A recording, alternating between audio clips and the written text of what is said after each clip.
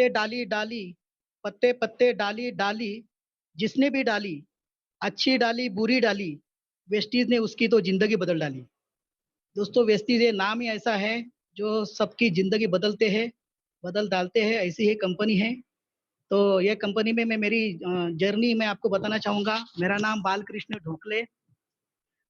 मैं मुंबई का ही रहने वाला हूँ, लेकिन फिलहाल अभी पूना में शिफ्टिंग किया है, क्योंकि मेरी बड़ी बड़ी लड़की एमबीबीएस कर रही है और लड़का इंजीनियरिंग कर रहा है। तो 3 साल तक मैं और पूना में रहूंगा और 3 साल के बाद वापस मुंबई जाऊंगा। तो मैं मेरी जर्नी आपके साथ शेयर करना चाहूंगा पीपीटी के जरिए, और मैं उम्मीद करता हूँ कि आपको वो पसंद आए।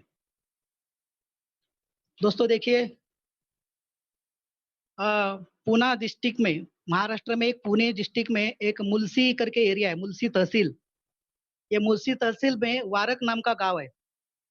तो वारक विलेज में मेरा जन्म हुआ, और उस एरिया ऐसा था जिसमें कोई पढ़ाई लिखाई की कोई सुविधा नहीं थी, और बस जिंदगी कट रही थी। यह इस एरिया में एक ही खाली मिल्क बोट आती थी सुबह सुबह के टाइम पे, जो अपने साथ बोट में मिल्क लेके जाते थे। और किसी को अगर आना जाना है तहसील प्लेस में, तालुका प्लेस में, तो बस एक ही साधन था, मिल्क बोट। ये मिल्क बोट के जरिए उनको तालुका प्लेस में जाना पड़ता था। मान लीजिए अगर कोई सीरियस रहता गांव में, तो फिर उसको हॉस्पिटल में लेके जाने की कोई सुविधा नहीं थी। और ऐसी हालत हो रही थी। पिताजी मुंबई में सर्विस करते थे, और मम्मी हमें 3 बच्चों के साथ, मतलब मैं और मेरे 3 सिस्टर के साथ हम लोग गाँव में थे, और बस खेती कर रहे थे। एक किसान परिवार से मैं हूँ, और बस जिंदगी कट रही थी, चल रही थी। ऐसे सिचुएशन में जो गाँव के लिए हमारे लिए क्या काम था? हमारे लिए वही काम था कि जानवर को चराने के लिए लेके जाओ, घर के कुछ काम करो, वही काम था। और मैं इकलौता एक था। तो एक दिन मम्मी मम्मी का पिताजी के साथ जोरदार झगड़ा हुआ। दोस्तों इतना झगड़ा हुआ कि मम्मी ने कहा कि मेरा इकलौता एक लड़का है, और मैं क्या उसको गाँव में ऐसी उसकी जिंदगी बर्बाद करूँ? और फिर पिताजी ने कुछ नहीं सुनी। जितने भी गाय भैंस जितने भी थे सारे, सारे क्या मतलब एक किसान परिवार का जो भी सेटअप था, वो सारा सेटअप हमारे चाचा जी को हवाले कर दिया, और रातों रात हम लोग मुंबई में आ गए। मुंबई में आपको मालूम होगा सर, मुंबई पीएल लोखंडे मार्ग चेंबूर में एक एरिया है, और जिस झोपड़पट्टी में हम लोग रहने शुरू किए। ये झोपड़पट्टी ऐसी थी दोस्तों कि जहाँ तक मेरी मम्मी 3 किलोमीटर डिस्टेंस से पानी लेके आती थी। 10 बाय 10 के रूम में हम लोग रहते थे। 10 बाय 10 एक कमरा था, वहां पर ही हमारा किचन, वहां पर ही हमारा लिविंग, वहां पर भी हमारा सारा बातें होती थी। आप स्क्रीन पे देख रहे हो, एक केरोसिन का स्टोव आता था। वो स्टोव स्टोव के माध्यम से हम लोग हमारा खाना पकाते थे। और हमारे पिताजी एक मजदूर का ही काम करते थे, मैं आगे बताऊंगा। और एक 10 रुपए का रॉकेल आता था उस समय में, 10 रुपए का रॉकेल। और जब भी पिताजी घर पे आते थे, तो एक 10 रुपए का रॉकेल दुकान से लाया जाता था, और फिर हमारा खाना पकता था। दोस्तों जिस तरह से दूध की बॉटल आती थी, उस समय दूध का बॉटल आती थी, दूध का थैली नहीं था, दूध का बॉटल। तो हम लोग दूध का बॉटल लेने के लिए भी उतनी सिचुएशन नहीं थी। तो हम लोग क्या करते थे कि 10 पैसे का या 4 आने का या 8 आने का दूध लाते थे। अगर कोई मेहमान आए तो दूध लेकर आओ। इस तरह से हालत हम लोग करते थे, लेकिन मुझे याद है कि पिताजी ने एक दिन भी हमें भूखा नहीं रखा। बारिश में पानी भरता था दोस्तों घर में, और एक बाकड़ा हुआ करता था, बाकड़ा यानी 4 पहिया बाकड़ा, लकड़ी का बाकड़ा हुआ करता था। हम 3 भाई बहन ऊपर सोते थे, और मम्मी और डैडी रात भर घर से पानी उछलते थे। और उसी दिन मेरा एक ड्रीम बिल्ड हुआ कि भगवान एक ऐसा कुछ मेरे लाइफ में ला कि जिसके वजह से मैं मेरे माँ बाप को खुश रखूं। और उस तरह से देखिए, ये जो सामने स्क्रीन है आपके पास, मेरे पिताजी, आपको पता होगा मुंबई के डब्बे वाले। तो मुंबई के डब्बे वाले का मैं बेटा हूँ। मुंबई में एक ऐसे एक सिस्टम है, जो जो ऑफिस में जाने वाले लोग हैं, वो घर से डब्बा नहीं लेके जाते। उनका डब्बा फिर बाद में फिर उस घर से बाद में पिकअप किया जाता है, और लंच टाइम में उनको ऑफिस में देते हैं।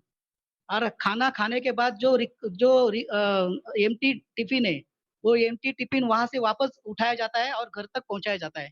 तो ये बहुत बड़ी संगठन है मुंबई में। और इंग्लैंड के जो प्रिंस है वो मिलने के लिए आए थे ये डब्बे वाले को। और वहां पे 2 लोग गए थे लंदन में मिलने के लिए, उसमें से एक मेरे मामा जी है। तो दोस्तों ऐसे डब्बे वाले के फैमिली से मैं हूँ। और मुझे नाज़ है मैं डब्बे वाले का बेटा हूँ। तो दोस्तों मेरे पिताजी ने जितना भी सारे मेहनत की है, वो सारी मेहनत का फल मुझे मिला। 1991 में मुंबई में दंगे हो गए और उस दंगे में मेरे पिताजी का बांद्रा का बहरामपुरा एरिया से सब लाइन था उधर से। तो इतना प्रॉब्लम हुआ तो रातों रात हमने पिताजी को बोला कि हमें भूखा रहेंगे लेकिन आपको आप काम पे नहीं जाना है। और फिर पिताजी मुंबई से गाँव में शिफ्ट हो गए वापस और फैमिली की सारी ज़िम्मेदारी मेरे ऊपर आ गई क्योंकि 3 सिस्टर और माँ और मैं और उस समय में मैं 10वीं जस्ट पास आउट हुआ था और काम की तलाश थी। जो काम मिलेगा वो करने के लिए मैं तैयार था और भगवान के पास एक सवाल था मेरा कि दोस्त भगवान एक ऐसा मेरी ज़िंदगी में ला कि मुझे कुछ करने की ज़रूरत नहीं पड़े। और फिर मैं डिप्लोमा में एडमिशन लेने के लिए गया क्योंकि पहली से 10वीं तक फर्स्ट क्लास पास हुआ हूँ सर। फर्स्ट क्लास पास यानी जिस तरह से पहली में नंबर 1 पोज़ीशन, दूसरी में नंबर, तीसरी में नंबर 1 और इस तरह से 10वीं में भी कम से कम 83% का पास आउट और फिर मैंने डिप्लोमा में एडमिशन लिया सिविल इंजीनियर। लेकिन दोस्तों ओपन कैटेगरी में होने के कारण मुझे सिविल इंजीनियर का डिप्लोमा का एडमिशन भी नहीं मिला और फिर घर की परिस्थिति भी खराब थी, तो क्या करना है? तो किसी ने मुझे सुझाव दिया कि मुंबई बीएसटी जो बसेस है, वहाँ पे वो कॉर्पोरेशन में 3 साल अगर आप अप्रेंटिसशिप करते हो, तो आपको तुरंत जॉब मिलेगा। तो मैंने ऑटो इलेक्ट्रीशियन का कोर्स वहाँ पे जॉइन कर लिया। 2 साल का ऑटो इलेक्ट्रीशियन कोर्स करने के बाद मुझे बीएसटी में परमानेंट जॉब लगा और बीएसटी का जॉब करते-करते मैं और कुछ ढूँढ मेरे लाइफ में ढूँढ रहा था कि कुछ ना कुछ चाहिए भगवान मेरे लाइफ में, क्योंकि मेरे सपने बड़े थे और उस पीरियड में ऐसा हादसा हुआ कि मेरे लाइफ में नेटवर्क मार्केटिंग आया।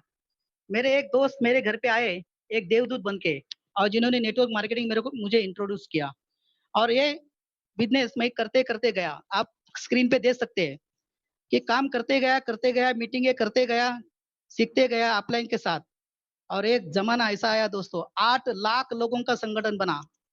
महाराष्ट्र, गुजरात, कर्नाटक, मध्य प्रदेश इस तरह से पूरे इसमें एक नेटवर्क मेरा फैल गया। और जो मैं बीएसटी का जॉब करता था, बीएसटी का जनरल मैनेजर बस से आता था और मैं मारुति एस्टीम वीएक्स कार उस ज़माने में बहुत बड़ी कार होती थी, वो कार लेके जाता था। और जिस समय मेरा इनकम 8 लाख रुपया बना मंथली, तब मैं बीएसटी का जॉब छोड़ दिया और फुल टाइम हो गया दोस्तों ये बिज़नेस में। और इस तरह से कारवां बढ़ता गया, बहुत सारे पैसे यहाँ पे कमाए आते गए।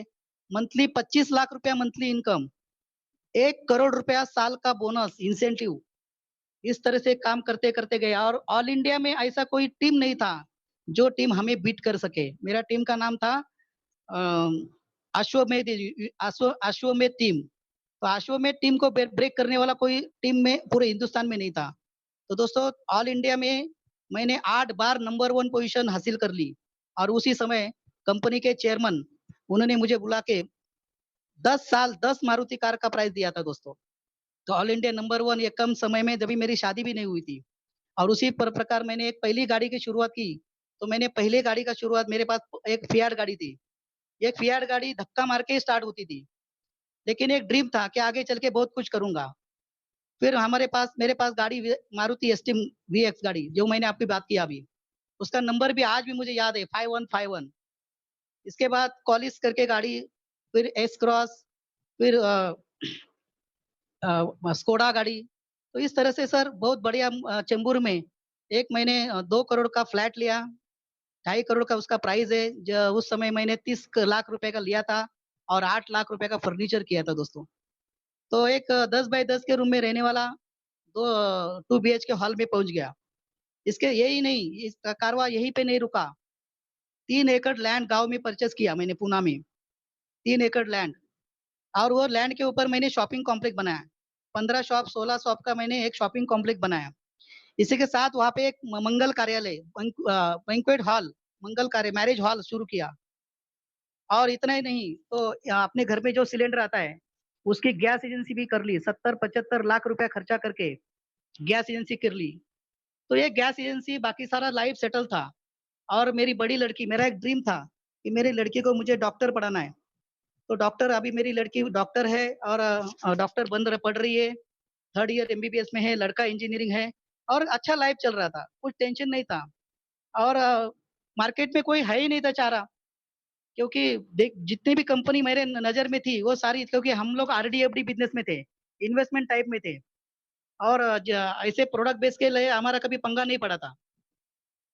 लेकिन दोस्तों ये बात हुआ उधर कि कुछ करना था लाइफ में क्योंकि नेटवर्क मार्केटिंग का जो इनकम का जो नशा था, वो नशा मुझे मालूम था, लेकिन अच्छी कंपनी नहीं मिल रही थी। इस पीरियड में मैं एमएलएम कंसल्टेंट बना। मतलब जिसको भी एमएलएम कंपनी शुरू करनी है, वो मेरे पास आ जाए।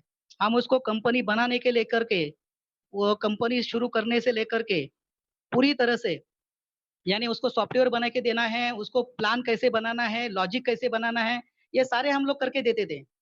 मान लो कि कोई चेयरमैन हमारे पास आता था तो बोलता था कि हमें 6 महीने तक कंपनी चलाना है। तो हम लोग 6 महीने के हिसाब से सॉफ्टवेयर बनाते थे। अगर कोई चेयरमैन बोलता है कि नहीं मुझे 1.5 साल कंपनी चलाना है, तो हम लोग 1.5 साल कंपनी चलेगी, ऐसे ही लॉजिक बनाते थे।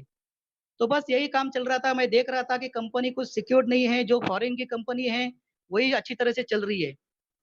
और ऐसे ही कर रहे थे, वो लोगों को सप्लाई कर रहे थे प्रोडक्ट, एमएलएम कंपनी को प्रोडक्ट भी सप्लाई कर रहा था, लेकिन मेरा बिज़नेस में भी मेरी रुचि थी। लेकिन एक बार ऐसा हुआ कि पनवेल में मैं मेरे जूनियर के बेटे के शादी में पहुँच गया और कम से कम नेटवर्क मार्केटिंग मैं नहीं कर रहा था क्योंकि मैं ट्रेडिशनल बिज़नेस में सेटअप हुआ था, मेरा सेटअप लग गया था। तो उस शादी में मेरे डाउनलाइन के कम से कम 150-200 लोग आ गए और बहुत दिनों के बाद हम लोग साथ में मिले वहाँ पे। तो शादी बाजू में ही रह गई, हमारा टॉपिक शुरू हो गया और वहाँ पे बहुत सारे लोगों ने बोला कि सर ऐसा करते हैं ना कि आप 5 लाख रुपए निकालिए, वो 10 लाख रुपए निकालिए, हम सारे लोग मिलके एक कंपनी शुरू करते हैं। मैं बोला यार मुझे कंपनी नहीं करना है, क्योंकि मुझे मालूम था कंपनी का फ्यूचर क्या है, मैं देख रहा था सामने वाले लोगों को। तो ये नहीं था, तो मैंने उनको बोला कि भाई हम कंपनी नहीं करेंगे। तो मुझे तुम इस मामले में मत घसीटो, तुम तुम्हारा देखो। लेकिन बहुत जिद करने के बाद मैंने सोचा कि देखो हम लोग इन्वेस्टमेंट का काम नहीं करेंगे, हम कोई आरओआई का काम नहीं करेंगे, हम दूसरा कोई काम नहीं करेंगे, प्योरली प्रोडक्ट बेस्ड काम करना है। तो क्या करना है? तो बोले चलो ढूँढते हैं हम लोग। और इसी तरह से हम लोगों ने एक 10-15 लोग इकट्ठा हो गए और हम लोग गए खंडाला में। खंडाला में एक रिसॉर्ट बुक किया, 8 दिन वहाँ पे हम लोग लॉकडाउन हो गए। जैसे अभी लॉकडाउन चालू है, वैसे हम लोग लॉकडाउन हो गए। क्यों लॉकडाउन हुए? क्योंकि कंपनी सर्च करनी है। फिर ऑनलाइन हमने देखा, फिर विदेशी कंपनी के लिए देखा, और बड़े-बड़े कंपनी। तो उनका वही प्रॉब्लम था कि कंपनी के जो रॉ मटेरियल बाहर से आते हैं, इंडिया में उनका प्रोडक्ट बहुत महँगा है और इसीलिए जो कॉमन डिस्ट्रीब्यूटर है उनको वो उनके पल्ले नहीं पड़ रहा है। फिर हमने इंडियन कंपनी के बारे में सोचा और दोस्तों यकीन मानिए मुझे वेस्टेज नहीं करना था। क्योंकि मेरे 2-3 मेरे डाउनलाइन मेरे जूनियर वेस्टीज में गए थे और जितने ताकत से गए थे उतने ताकत से वो रिटर्न आए थे और इसलिए मुझे वेस्टीज नहीं करना था। लेकिन हम लोग जब ये सोच रहे थे, एक-एक सर्चिंग कर रहे थे, बार-बार वेस्टीज का नाम आ रहा था, बार-बार। अगर मैनेजमेंट की बात करूँ तो वेस्टीज का नाम सामने आ रहा है।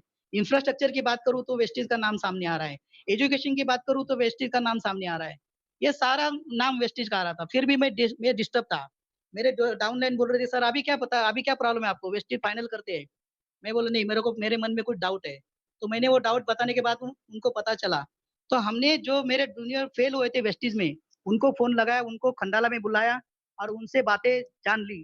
तो उनसे पता चली कि वो ऐसे पीरियड में वेस्टीज में जॉइन हुए थे, जब वेस्टीज में प्रोडक्ट कम थे, एजुकेशन भी उतनी नहीं थी और उस पीरियड में करोड़ों का टर्नओवर उनसे नहीं हुआ और फिर उन्होंने वेस्टीज क्विट किया। तो ये सारी बातें आने के बाद हमारा डिसीजन हुआ कि हमें वेस्टीज करना है। अभी वेस्टीज करना फाइनल हुआ, अभी फाइंड आउट करना है अपलाइन। दोस्तों मैं पहला आदमी होगा कि प्रोस्पेक्ट अपलाइन को ढूँढ रहा है। अपलाइन जो है वो प्रोस्पेक्ट को ढूँढते हैं, लेकिन मैं अपलाइन को ढूँढने लगा। 25 दिन हम लोगों ने ढूँढा कि हमें अपलाइन करना है। फिर पुणे से मेरे एक डाउनलाइन, क्योंकि हम लोगों ने जितने भी थे कि मुंबई से कई लोगों ने किसी लोगों के साथ बात किया अपलाइन के लिए और किसी लीडर के साथ बात किया। तो मैं एक डाउनलाइन मेरे पास आया, सर बोला एक पुणे की एक लेडी है और एकदम फ्रेश है। होटल में इंडस्ट्री में या उनका ऑटोमोबाइल में बहुत बड़ा काम है। तो वेस्टीज में उन्होंने बहुत बड़ा उनका अचीवमेंट है, तो हम उनसे बात करते हैं। तो बोले यार क्यों यार इतना बड़ा हम लोगों ने काम किया है, एक लेडी के साथ क्यों जॉइन होना है? तो लेडी के साथ जॉइन नहीं होते। तो उन्होंने बोला सर मिलके कम से मिलने में क्या हर्ज है? तो मैं बोला चलो लेडीज़ है और वो भी फ्रेशर है, तो जाते हैं 5 चाय पीते हैं 15 मिनट में और मुँह दिखा के वापस आते हैं। और जब भी उनके साथ बैठा, बात किया, तो 15 मिनट की मीटिंग 4 घंटे चली। 4 घंटे चलने के बाद मैं बोला यस, यही राइट टाइम है अपना जॉइन होने के लिए। और मैंने दोस्तों शुरुआत किया वेस्टीज और वो मेरे अपलाइन है, दूसरा-तीसरा कोई नहीं है, लीना खंडेलवाल, क्रिश खंडेलवाल इनका मैं बहुत-बहुत आभारी हूँ। इसके बाद पवन मलिक जी हमारे एम्बेसडर जिन्होंने हमें बहुत अच्छी तरह से रास्ता दिखाया। फिर उसी दौरान बाली सर का पूना में मीटिंग हम बाली सर के साथ मीटिंग हुई और हमने ज़ोर से बिज़नेस में स्टार्ट किया। और मैंने सोचा था कि पहले ही महीने में मैं क्राउन डायरेक्टर मार लूँगा। लेकिन दोस्तों पहले महीने में हवा निकल गई। मैं ब्राउन डायरेक्टर ही बन पाया। पहले महीने का चेक आया मेरा 23,949। दूसरे महीने में मेरे 2 डायरेक्टर बने। एक टीपी पाटिल और दूसरे पीएम शेख जी। और उसके माध्यम से मैं गोल्ड डायरेक्टर बना, मेरा इनकम हुआ 47,000। और छठवें महीने में मैं क्राउन डायरेक्टर बना और इनकम आया मेरा 1,29,000 रुपया। इसके बाद मैं यूनिवर्सल क्राउन डायरेक्टर बना 15 महीने में और मेरा पे आउट आया 2,17,000 रुपया। तो दोस्तों इसी तरह से 15 महीने में मैंने यूनिवर्सल क्राउन डायरेक्टर हासिल किया। लेकिन दोस्तों नए लोगों को मैं एक ही मैसेज दूँगा कि ये 15 महीने में मैं यूनिवर्सल क्राउन डायरेक्टर ज़रूर बना हूँ।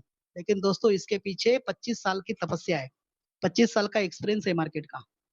तो धीरे-धीरे आप भी उस तक इसके आ सकते हैं और आप भी इसके ऊपर अच्छी तरह से कामयाब हो सकते हैं। फिर थाईलैंड टूर मिली, कार फंड अचीवमेंट हुआ, हाउस फंड मिला। आज मेरे पास 2 UCD, 3 crown director, 8 star director, 5 gold, 47 silver.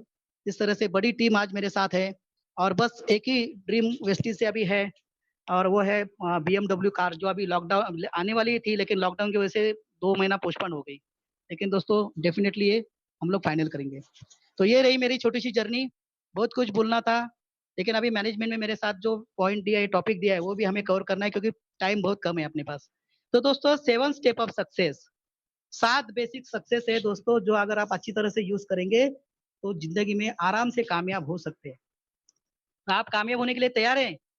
अगर कामयाब होने के लिए तैयार है, तो आपको ये 7 स्टेप सक्सेस स्टेप आपको फॉलो करने हैं। बस आसान स्टेप है। Use the product, share the product, make a list, contact and invite, meeting, team work और फॉलो। चलिए विस्तार से जानते हैं।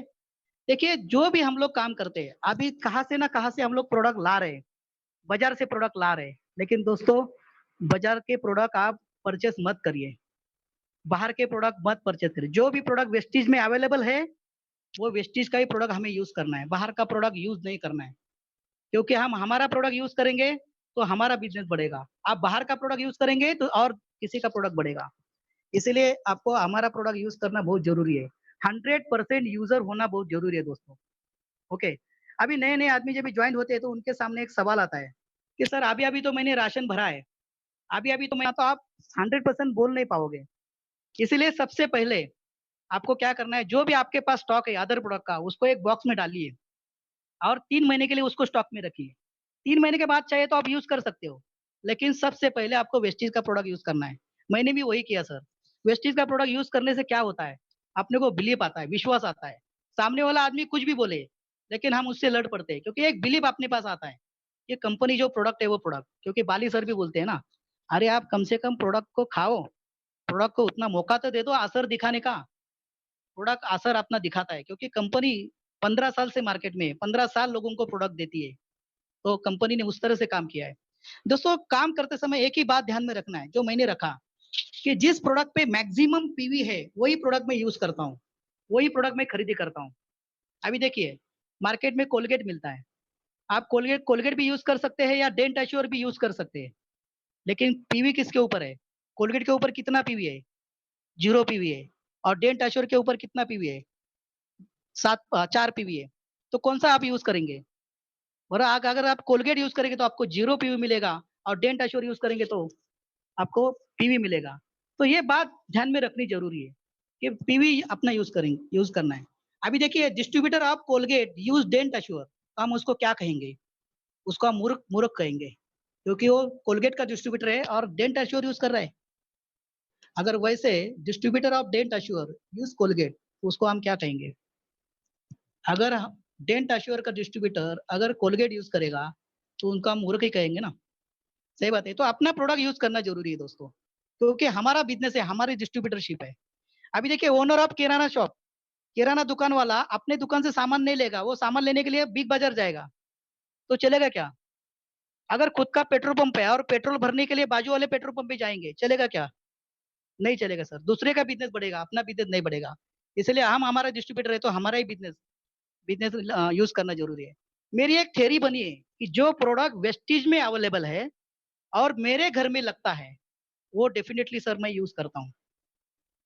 इसीलिए यूज करना 100% यूजर बनना बहुत जरूरी है दोस्तों। उसके बाद आता है शेयर द प्रोडक्ट। अगर प्रोडक्ट आपको अच्छा लगा तो लोगों को बताने है, और बताती भी है, क्योंकि बोलते हैं ना, इंसान एक ऐसा आदमी है जो अच्छी बातें भी लोगों को बताता है और बुरी बातें भी लोगों को बताता है। तो हम लोग शेयर करेंगे प्रोडक्ट। और every successful person create sales. देखो, सेल किए बिना आदमी करोड़पति नहीं बनता है। जैसे शाहरुख खान है या आमिर खान है, जितने भी एक्टर है वो एक्टर कुछ ना कुछ सेल करते हैं दोस्तों, और सेल करके बड़े बड़े बने हैं। तो हमें भी सेल करना है, हमें भी लोगों के साथ बात करनी है। ये बिजनेस अपना डोर टू डोर सेलिंग का बिजनेस नहीं है दोस्तों। ये बिजनेस अपना डोर टू डोर सेलिंग का नहीं है। हमें सिर्फ लाइफ में एक बार हमें 10 कस्टमर बनाने हैं, बस 10 कस्टमर। बहुत सारे लोग बोलते हैं कि सर मेरा 100 पीवी नहीं होता। दोस्तों आराम से सर 100 पीवी होता है। अगर आपने कुछ पीवी अपने परचेस यूज कर लिए और कुछ अपने कस्टमर बनाए। लाइफ में एक ही बार आपको 10 कस्टमर चाहिए।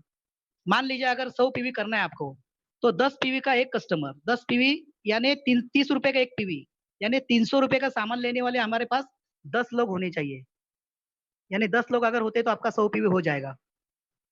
और मेरे पास एक ऐसे भी आदमी है जो जिसके पास कुछ बड़ा इन्वेस्टमेंट करने के लिए पैसा नहीं है। उन्होंने क्या किया, 3,000 रुपया लगाया। और क्या किया, वो उन्होंने क्या किया, 2 डजन टूथपेस्ट और 2 डजन साबुन परचेस किया। और उन्होंने 24 कस्टमर बनाए, एक टूथपेस्ट और एक साबुन।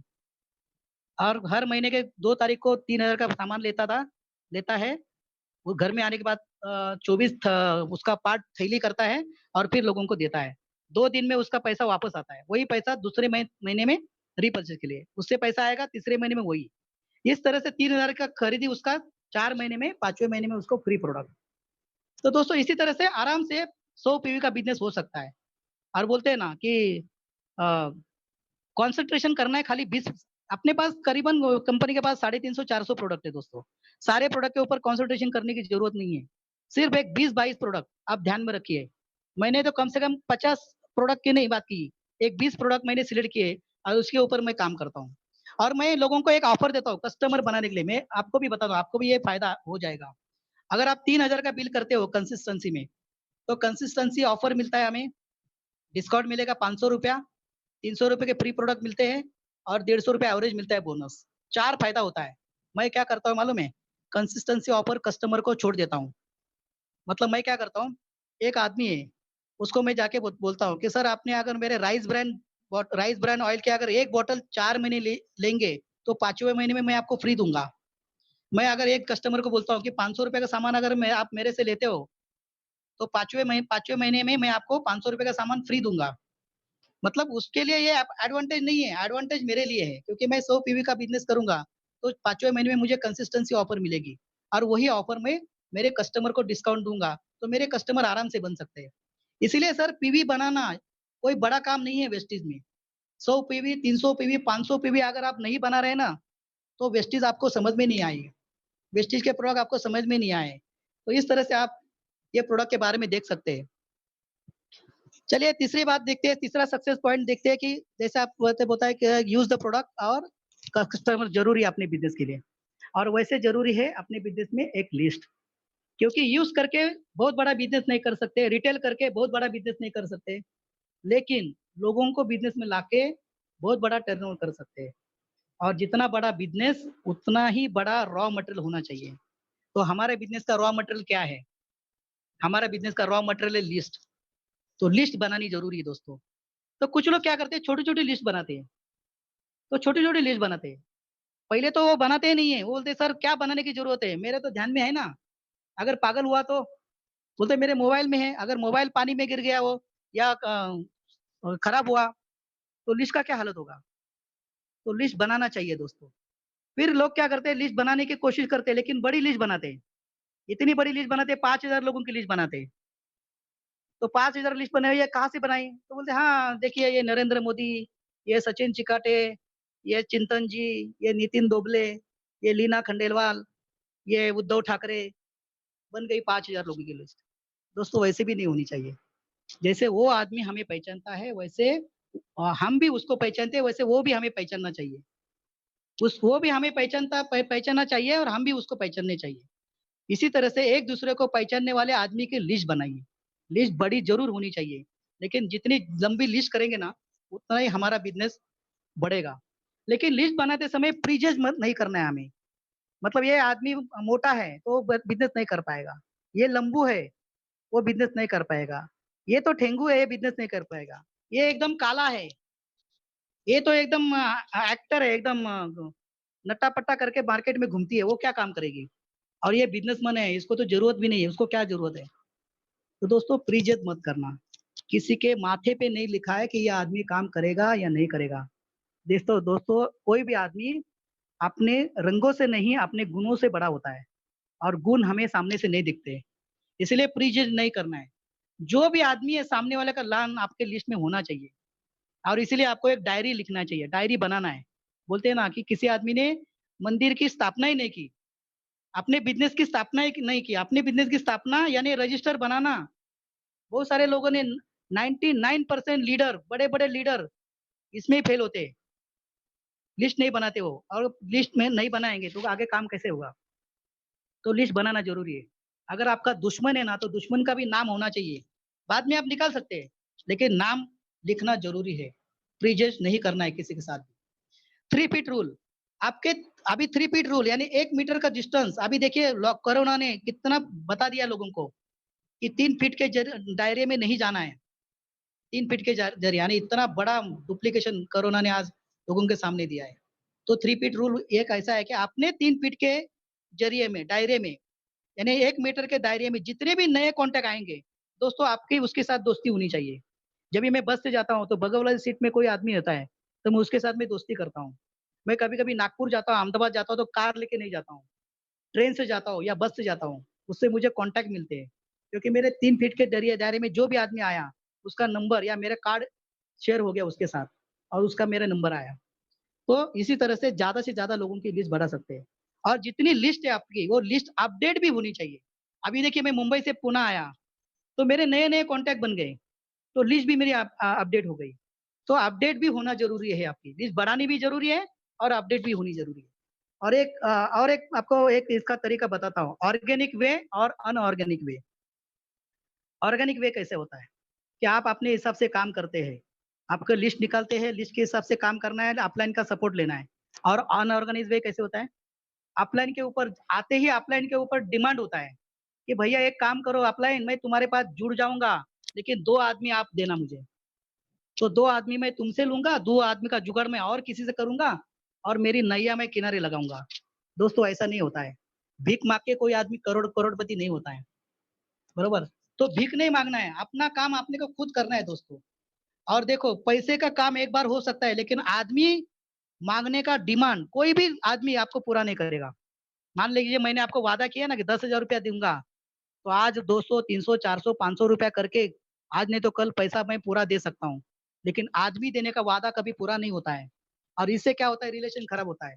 आदमी देने का वादा किया, मैंने उसको ब्रॉन्ड डायरेक्टर किया, देकर देकर क्या दिया, ब्रॉन्ड डायरेक्टर तो बना। अच्छा उसको मैंने स्टार वे बनाया, तो क्या बोला, देकर देकर क्या दिया, वो तो स्टार बना अभी तक। दोस्तों कभी उसकी जो इच्छाएं है ना, कभी पूरी नहीं होती। इसीलिए आदमी देने का वादा मत करिए, और ऑर्गेनाइज वे से काम करिए, अनऑर्गेनाइज वे से काम मत करिए। जो भी सिस्टम है 100% सिस्टम आपको फॉलो करना है। उसके आगे आपको फ्रेंड का फॉर्मूला यूज करके भी आप अपनी लिस्ट बढ़ा सकते हैं। फ्रेंड का फॉर्मूला, एफ एफ यानी फैमिली, फैमिली और फ्रेंड। आप जितनी भी फैमिलीज है, वो फैमिलीज को आप पहचानते हो, सारे लोगों के नाम लिखिए। आर यानी रिलेटिव्स, आपके जितने रिलेटिव्स है, कौन करेगा कौन नहीं करेगा छोड़िए बात, हमें खाली सिस्टम क्या बोलता है, लिस्ट निकालना है। तो आर यानी रिलेटिव्स। आई, आई यानी इन लॉज, आपके ससुराल पक्ष के जितने भी लोग हैं, साला, साले का साला, साले का साला, साला साला, सारे लोगों का नाम लिखो, एक को भी नहीं छोड़ना है। फिर इंस्टीट्यूट, जैसे हम लोग 10वीं पास हो गए, फिर टाइपिंग इंस्टीट्यूट हो गए, फिर एमबीए कॉलेज में गए, जितनी भी सारी इंस्टीट्यूट है, वो सारे लोग वहां से आपके जो पहचान वाले हैं, उनका सबका नाम लिखना है। फिर N E for engineer, engineer का नाम लिखना है, जो भी इंजीनियर्स आपके कांटेक्ट में है। टेक्निकल पर्सन यानी प्लम्बर हो, इलेक्ट्रिशियन हो, या जो भी हो, उनका नाम लिखना है। और ये का मतलब एनर्जिकल, जिसमें एनर्जी ज्यादा है, ऊर्जा ज्यादा है, ऐसे लोगों को भी आप इसमें ला सकते हो। इसके बाद में आगे फ्रेंड का फॉर्मूला में एन, एन यानी नेबर, देखो सारी दुनिया हम लोग घूमते हैं लेकिन पड़ोसी को भूल जाते हैं। और कभी-कभी पड़ोसी हमें ओपन मीटिंग में दिखाई देता है और फिर हम उसको लगते है मीटिंग करने के लिए, भाई तू आप मेरे ग्रुप में आ जा। दोस्तों ऐसे नहीं करना है। आप जैसे लोगों के साथ करोगे ना 10 गुना आपके साथ होने वाला है। इसीलिए नेबर को पहले ढूँढो आप, पहले उसको प्लान दिखाओ। और एन एन फॉर नीडी, जो ज़रूरतमंद है, क्योंकि ज़रूरतमंद को ज़्यादा जल्दी वो अट्रैक्ट हो जाएगा। इसलिए नीडी पर्सन भी होना ज़रूरी है। फिर फ्रेंड में से डी यानी डॉक्टर्स, जितने भी डॉक्टर पहचान वाले हैं उसको आप उसके सारे लोगों की लिस्ट निकालिए। और ड्रीमर्स, जो भी आपके ड्रीमर लोग हैं उसको भी लीजिए। और यस फॉर स्ट्रेंजर यानी अपरिचित आदमी। दोस्तों अभी मेरे पास 8 लेग है, 8 में से 3 लेग मेरे स्ट्रेंजर है, जिसको मैंने वेस्टीज से पहले भी और वेस्टीज में आने के बाद भी नहीं मिला था। लेकिन वेस्टीज में आने के बाद ऐसे स्ट्रेंजर में 3 फीट रूल के माध्यम से मुझे उनके कॉन्टैक्ट मिले, बातचीत हुई और वो मेरे बिज़नेस में आ गए दोस्तों। तो स्ट्रेंजर के रूप में यानी हर कोई आदमी आपके पास आ सकता है। और ये सारी लिस्ट बनाने के बाद, अभी तो लिस्ट तो आपकी बन गई, जितनी बड़ी लिस्ट करनी है उतनी बड़ी लिस्ट करिए। उसके बाद क्या करना है? उसके बाद करना है उसको सिटी वाइज़ लिस्ट को डिवाइड करना है। नेम, मोबाइल मोबाइल नंबर, उसका इनकम, एरिया, ग्रुप और रिमार्क। ग्रुप के बारे में आगे बताऊँगा, अभी एरिया। एरिया वाइज़ लिखिए उनको। मतलब मान लो मैं चेंबूर में रहता हूँ, तो घाटकोपर के लोग कितने हैं? विरार के लोग कितने हैं? कल्याण वाले कितने हैं? बदलापुर वाले कितने हैं? मान लीजिए मैं विरार गया, एक आदमी को मिलने गया, उसका वो घर पे मिला नहीं, तो मैं तो उस एरिया में गया है, तो क्या करूँगा? मेरा वक़्त तो नहीं गुज़ार तो नहीं जा ये कर सकता हूँ। तो वो लिस्ट में मैं देखूँगा दूसरा कौन आदमी है, फिर उसको कॉन्टैक्ट करके उसको मैं मिलूँगा। तो उस एरिया में हर एक लोगों के साथ हम लोग मिल सकते हैं। इसे एरिया वाइज़ लिस्ट होने का वो बहुत बड़ा फ़ायदा होता है दोस्तों। और फिर हमें काम करना है डिस्टेंस वाइज़। कुछ लोग ऐसे मैंने देखा है कि चलो मुंबई से लोग हैं, एक आदमी मैं जॉइन करता हूँ नागपुर में, एक आदमी मैं जॉइन करता हूँ बेलगाँव में, एक आदमी मैं जॉइन करता हूँ दिल्ली में, और अपलाइन को बोलते हैं चलो सर हम लोग जाते हैं उसको करने के लिए। ऐसा नहीं होता दोस्तों। सिस्टम क्या बोलता है कि सिस्टम बोलता है कि पहले आपको 50 किलोमीटर के अंदर के लोगों को कॉन्टैक्ट करना है। फिर आपका जैसे इनकम बढ़ेगा, फिर 100 किलोमीटर, फिर 500 किलोमीटर। इस तरह से आपका नेटवर्क आपको बढ़ा के जाना है। बरोबर ना? बोलते हैं ना, all Indians are my brothers and sister. सारे इंडियन हमारे भाई-बहन हैं। तो सारे लोगों को हम इकट्ठा नहीं कन्विंस कर सकते, इकट्ठा नहीं ले सकते, धीरे-धीरे ही हो जाएगा। इसलिए शॉर्ट लिस्ट करिए कि लोकल लिस्ट, डोमेस्टिक लिस्ट और इंटरनेशनल लिस्ट, और उस लिस्ट के हिसाब से सिटी वाइज़ के हिसाब से आप उनको प्रायोरिटी दे सकते हैं। अच्छा, ये तो लिस्ट तो आपने बना ली, लेकिन लिस्ट बनाने के बाद सिलेक्शन भी होना ज़रूरी है। कौन से आदमी को पहले कॉन्टैक्ट करना है, बाद में कौन-सा आदमी को करना है, ये भी समझ में नहीं आता है और इसलिए हमारा वक़्त जाता है दोस्तों। ठीक है? तो सिलेक्शन इम्पोर्टेंट है। तो सिलेक्शन के लिए आपको 3 पॉइंट मैं बताना चाहता हूँ। पहला पॉइंट है ऐज। 20 से 45 के ऐज के लोग हमें चाहिए। देखो ये मैं खाली बोल रहा हूँ, इसका मतलब ये नहीं कि 19 साल का लड़का नहीं चाहिए या 46 साल का आदमी नहीं चाहिए। चाहिए, हमें सब लोग चाहिए, लेकिन 20 से 45 साल के लोगों को हमें टारगेट करना है। क्यों करना है दोस्तों? ये लोग जोशीले लोग होते हैं, ये एनर्जिकल लोग होते हैं, इनके अंदर ये एनर्जी बहुत होती है। उनके सपने उनको पूरे करने हैं और वो सपने पूरे करने के लिए दिन-रात मेहनत करने के लिए तैयार होते हैं दोस्तों। तो पहले इस कैटेगरी के लोगों को पहले हमें सिलेक्ट करना है। दूसरा है इनकम कैटेगरी। इनकम है 25,000 से लेकर के 75,000 के बीच में। दोस्तों ये ऐसे लोग हैं जो सर्कस वाले लोग हैं। 9 से 5, 9 से 5, 9 से 5, 9 से 5, फिर 2 घंटा ट्रैफिक में आने के लिए 2 घंटा, जाने के लिए 2 घंटा, और पूरी ज़िंदगी 9 से 5, 9 से 5, यानी 2 पंचिंग के बीच में 1 लंचिंग।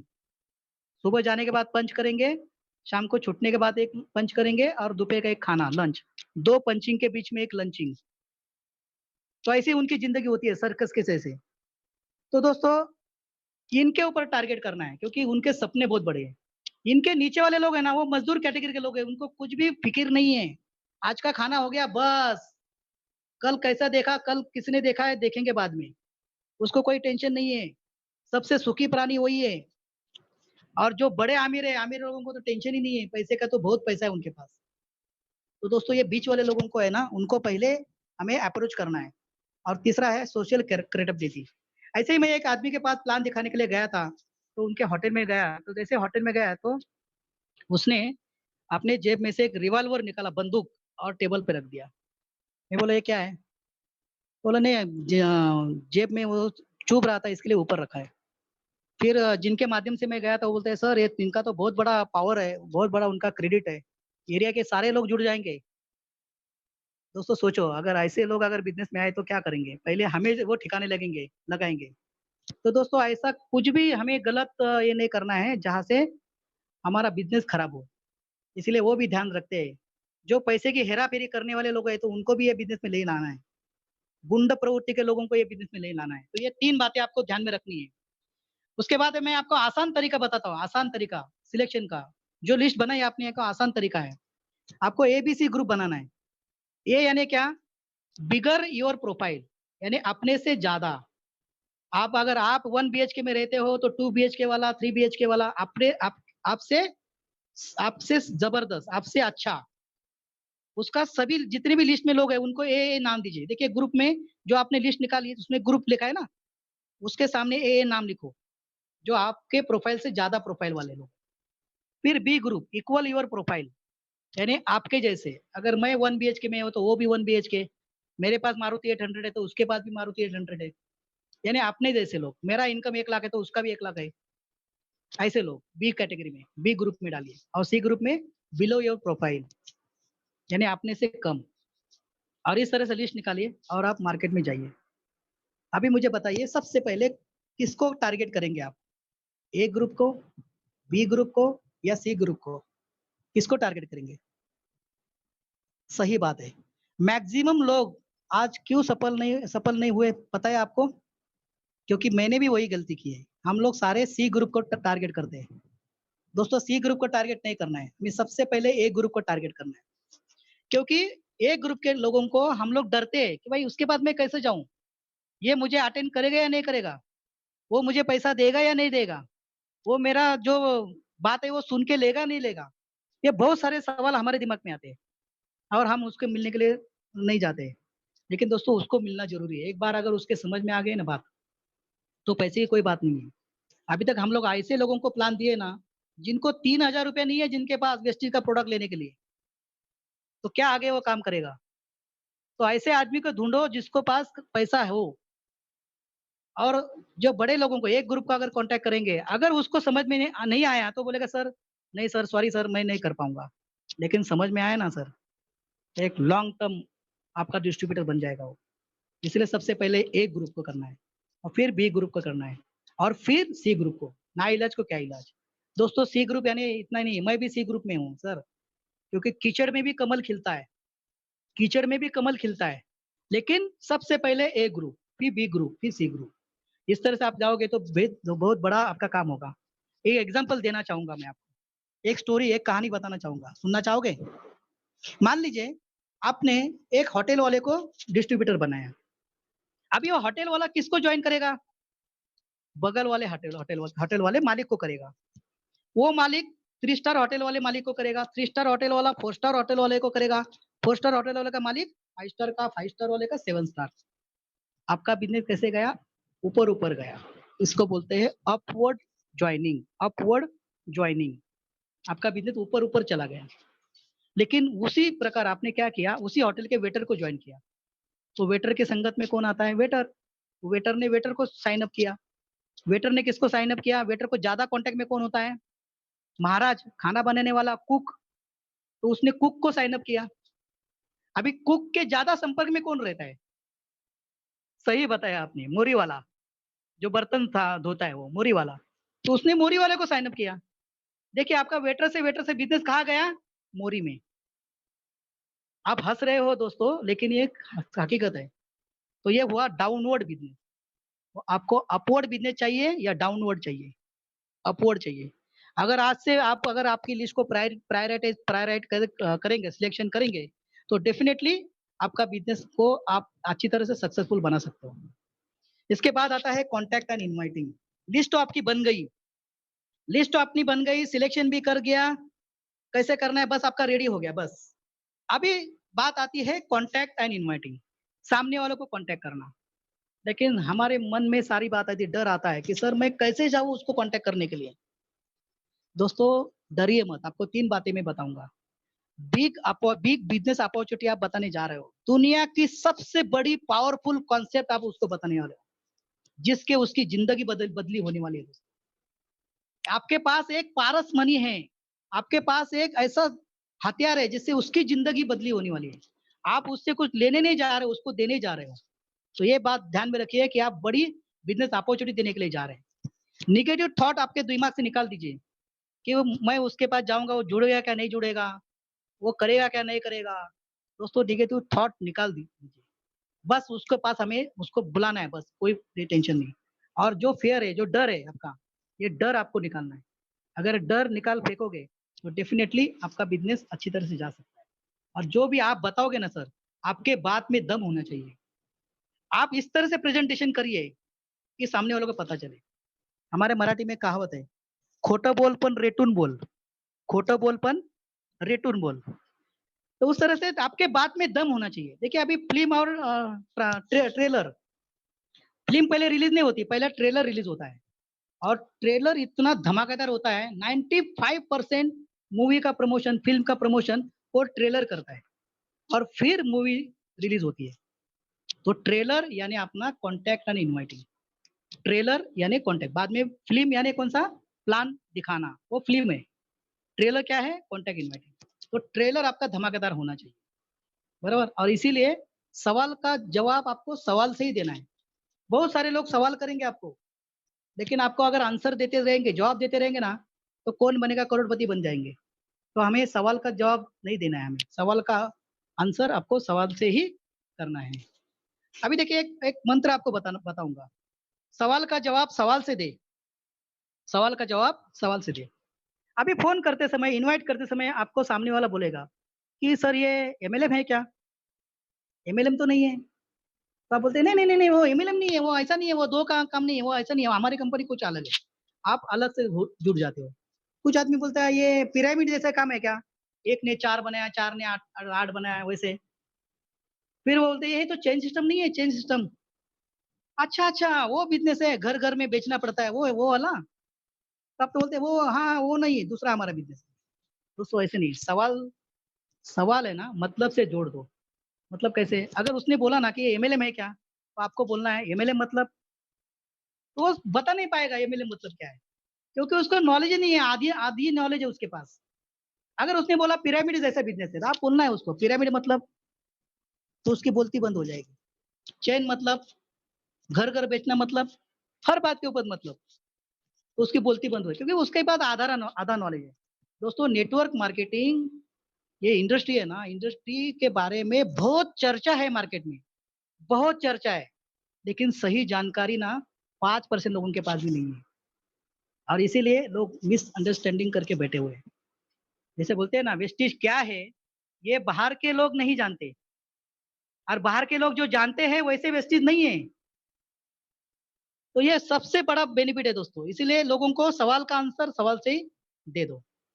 और जब भी इनविटेशन करते हो आपको, तो आपको मेक इट ब्रीफ, संक्षिप्त में जानकारी दीजिए। स्टोरी मत बताइए। कुछ लोग फोन के ऊपर ही शुरू हो जाते हैं, अरे वो ऐसा है, वैसे प्रोडक्ट जबरदस्त है, ऐसे। फोन पे उसका कहानी है। दोस्तों अगर फोन पे आपने रामायण शुरू कर दी ना, तो सामने वाला आपके हाथ से गया। इसीलिए फोन पे कुछ मत बताओ। अगर मान लीजिए आपको अगर बर्थडे का आप इन्विटेशन देते हो, तो कैसे बुलाते हो? हमने इस तरह से केक बनाया है, ये ड्रेस बनाया है, इतने लोगों का खाना है, इतनी सारी डिटेल देते हैं क्या?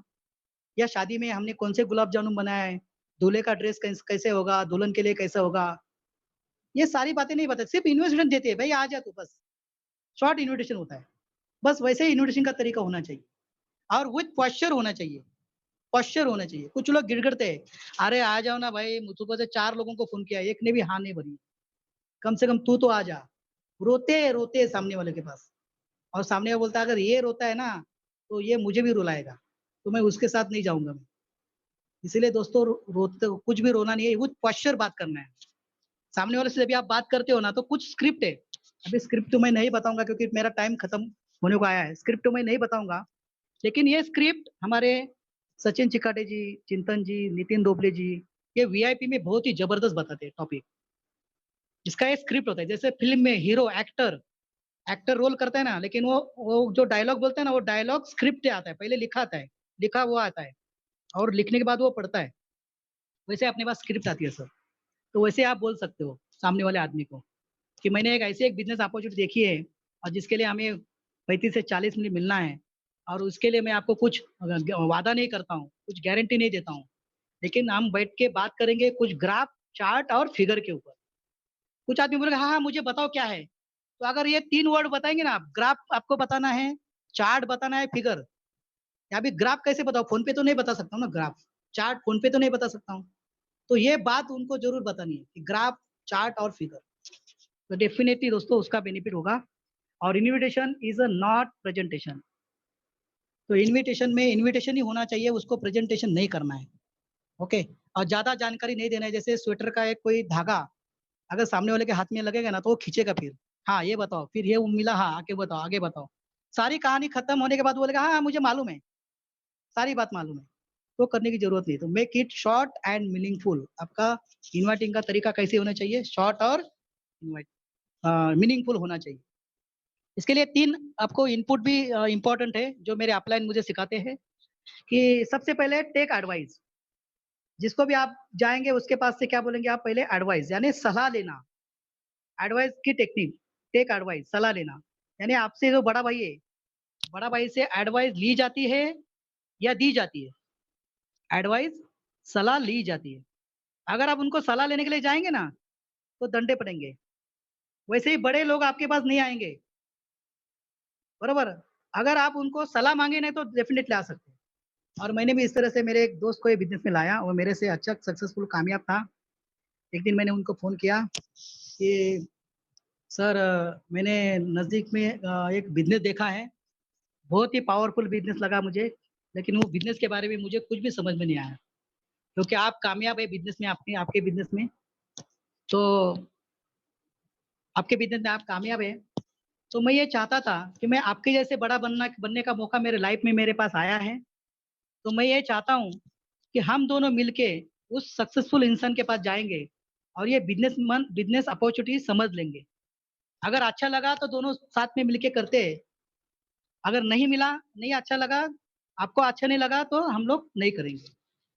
तो दोस्तों इस तरह से अगर उनको हम बोलेंगे तो डेफ़िनेटली हम लोग एडवाइस लेके, सलाह लेके हम लोगों को बिज़नेस में ला सकते हैं, ओके? उसके बाद टेक योर एक्साइटमेंट, आपका एक्साइटमेंट के साथ, जोश के साथ अपने सामने वाले आदमी को आपका प्रेज़ेंटेशन इन्विटेशन में करना चाहिए। अगर आप बोलते हैं ना कि दबे-दबे आवाज़ में बोलने के लिए शुरुआत की, तो नहीं चलेगा सर, एक्साइटमेंट होनी चाहिए।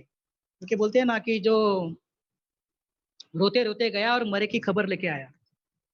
तो वैसा नहीं होना चाहिए, एक्साइटमेंट होनी चाहिए और हार्ट टचिंग भी यूज़ करना ज़रूरी है, हार्ट टचिंग। यानी आपको अभी आपको पता होगा या डिस्कशन करते समय अगर आपको मालूम हुआ कि भाई उसका बच्चे का एजुकेशन करना है या मान लीजिए कि उसको घर घर बड़ा घर खरीदना है या उसके घर में कोई बीमार आदमी है, जिसका ऑपरेशन के लिए पैसा चाहिए उसको। अगर ऐसा कुछ आपके समझ में आपको उसके बारे में जानकारी है, तो आप उसको दुखती रग आप दबा सकते हो। हार्ट टचिंग यानी क्या? दुखती रग दबाना। और उस तरह से उनको बोल सकते हैं, भाई ऐसा-ऐसा एक मैंने बिज़नेस बताया है और ये बिज़नेस के माध्यम से आप अपना ऑपरेशन का खर्चा कवर कर सकते हो। लेकिन ये बिज़नेस देखने के लिए आपको हमें उस आदमी के पास जाना होगा और शाम को 6 बजे हम वहाँ पे मिलते हैं। तो दोस्तों इस तरह से हार्ट टचिंग करके भी आप लोगों को ये बिज़नेस में इनवाइट कर सकते हैं। तो डेफ़िनेटली आगे फॉर्म की टेक्निक भी यूज़ करते हैं। फॉर्म की टेक्निक, फॉर्म यानी एफ यानी फैमिली, ओ यानी ऑक्यूपेशन, री यानी रिक्रिएशन और एम यानी मनी। यानी सामने वाले से बात करते हैं तो फैमिली के बारे में हलचल कब पूछना है पहले, फिर बोलना है कि भाई आपकी नौकरी कैसी चल रही है, बिज़नेस कैसे चल रहा है? तो सामने से बोलेगा अरे क्या है बिज़नेस लॉकडाउन की वजह से सारा खत्म हुआ है। आप ही बताओ अगर कुछ रहेगा तो। फिर रिक्रिएशन के बारे में यानी क्या मनोरंजन क्या है आपका अभी, आप क्रिकेट अच्छा खेलते हो, वॉलीबॉल अच्छा खेलते हो, कौन-सा मूवी मूवी लगा है? तो उनका इंटरेस्ट की बात करनी है और फिर मनी की बात करनी है, कि भाई लाखों रुपया कमाने का। हम लोग क्या करते हैं, अरे लाखों रुपया कमाने का बात आप हाथ में लगा है, तो आजा प्लान देखने के लिए। तो दोस्तों वैसे नहीं होता है। तो फॉर्म की टेक्निक यूज़ करके भी हम सामने वाले आदमी को अच्छी तरह से बिज़नेस लाने के लिए, बिज़नेस दिखाने के लिए बोल सकते हैं।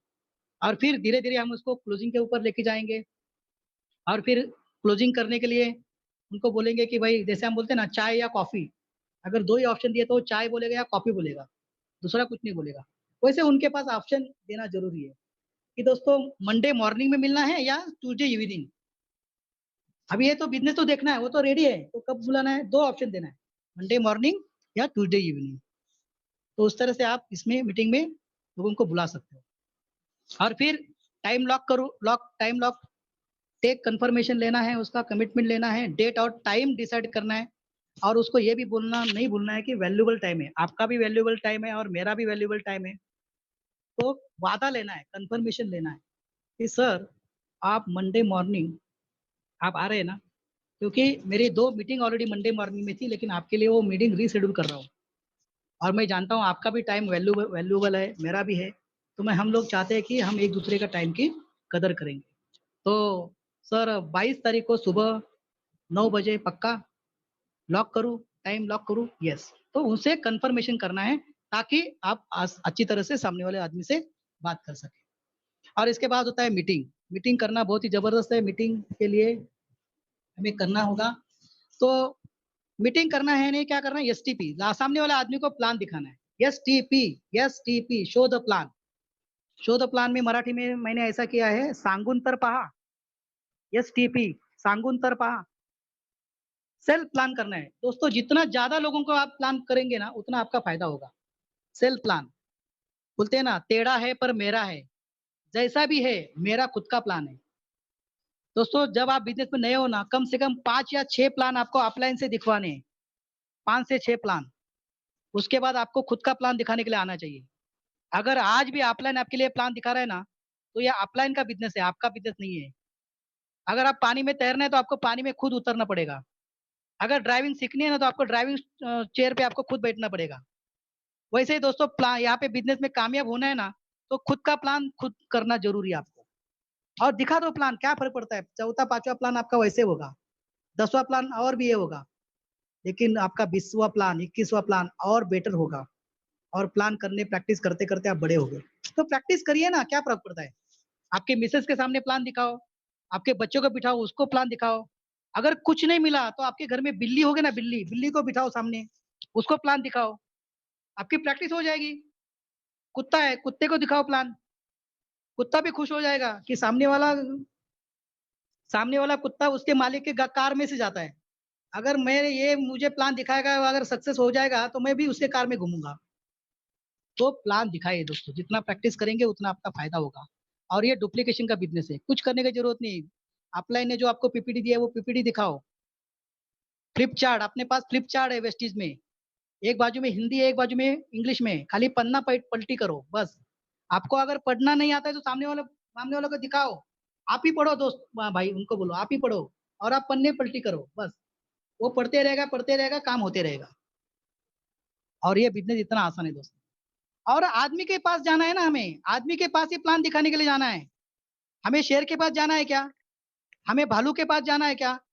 डायनासोर को प्लान दिखाना है क्या? अरे आदमी को प्लान दिखाना है। तो डरना नहीं है, घुसना है उसी तरह से। और बोलते हैं ना, ना अक्ल की जरूरत है ना शक्ल की जरूरत है। दोस्तों इस बिजनेस को सिर्फ नकल की जरूरत है। नकल करना जरूरी है, बस नकल होनी चाहिए। और ये बिजनेस सर उसी नकलाकार का ही बिजनेस है। और देखो जितने भी बड़े बड़े लोग आए ना, उन्होंने किसी ना किसी ने प्लान दिखाया है। सिद्धार्थ सिंह सर 1 करोड़ वाले इनकम, किसी ना किसी ने उनको प्लान दिखाया। पवन मलिक जी, किसी ने तो उनको प्लान दिखाया। एसपी भारील, किसी ने तो उनको प्लान दिखाया। अगर आप चाहते हो कि आपके टीम में एसपी भारील जी आए, पवन मलिक जी आए, आप चाहते हो आपके ग्रुप में, आपके टीम में सिद्धार्थ सिंह जी आए, तो आपको तैयार होना पड़ेगा प्लान दिखाने के लिए। बस just show the plan. System क्या बोलती है, प्लान दिखाओ। सिस्टम ये नहीं बोलती कि उसको प्लान में लेके आओ। प्लान में लेके आना ये हमारे हाथ में नहीं है। प्लान में लेके आना उसके ड्रीम के ऊपर निर्भर है। अगर उसके भाग्य में होगा तो वो बिजनेस में आएगा, नहीं आएगा तो नहीं। जैसे सचिन जी बोलते हैं ना, आया तो बेस्ट, नहीं तो नेक्स्ट।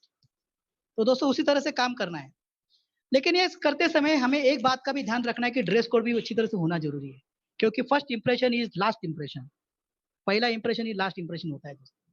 क्योंकि हमारी होल बॉडी हमारा शोरूम के जैसे लगती है। यूनिफॉर्म यानी ड्रेस कोड का बहुत ही मायने रखता है। जैसे पुलिस है, पुलिस वाले का ड्रेस होता है, डॉक्टर का ड्रेस होता है, पंडित का ड्रेस होता है, यहाँ तक कि जल्लाद का भी ड्रेस होता है दोस्तों। हर कोई आदमी ड्रेस में काम करता है। लेकिन मेरे समझ में नहीं आता है वेस्टी के लोग लुंगी पुंगी में क्यों बिजनेस करते हैं। दोस्तों जब तक हम बदलेंगे नहीं ना, तब तक पैसा भी नहीं आएगा। भगवान भी देख रहा है कि लाख रुपए इस आदमी के हाथ में मैं कैसे दूं। तो भगवान भी देख रहा है। तो इसीलिए जो सिस्टम है ना, तो सिस्टम तोड़ेंगे ना तो उसके साथ कुछ नहीं होगा। जैसे बोलते हैं ना माय वे और राइट वे। माय वे हम लोग यूज करते हैं, बीए ढोकले वे। बीए ढोकले वे करेंगे तो बीए ढोकले अभी तक जैसे थे वैसे ही बनेंगे। लेकिन right way, Siddharth Singh sir, Pawan Malik sir, जिन्होंने राइट वे बनाए, अगर वो राइट वे से हम लोग चलेंगे तो डेफिनेटली हम आगे जा सकते हैं। वेस्टीज का भी एक ड्रेस कोड है, वो ड्रेस कोड फॉलो करना है हमें। चलो ड्रेस कोड के बारे में और एक आपको थोड़ा सा बताना चाहता हूँ, मैं आपको फास्ट बताता हूँ एकदम। चलो नीचे से ऊपर तक आते हैं। पहले लगेगा शूज, अपने को शूज। तो स्पोर्ट्स शूज हमें यूज नहीं करना है। काले कलर के शूज चाहिए, चमचमाते चाहिए। हो सके तो कट शूज होना चाहिए, क्योंकि हमारे घर में जाने के बाद बार बार लेस छोड़ने की जरूरत नहीं होनी चाहिए। तो शूज भी अच्छे होने चाहिए। फिर सॉक्स। सॉक्स हम लोग यूज करते हैं तो सॉक्स में क्या होता है, बदबू आती है। सामने वाला आदमी बोलता है भाई कब ये आदमी जाएगा और कब मैं फ्री हो जाएगा। तो सॉक्स भी थोड़े अच्छे पहनो। 100 रुपए से 150 रुपए से सॉक्स ले लो। 15 रुपए 20 रुपए से सॉक्स क्वालिटी भी खराब होती है और उसके बदबू भी आ जाती है।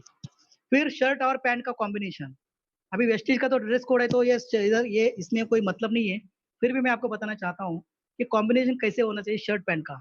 Dark shirt light pant, dark shirt light pant, light shirt dark pant.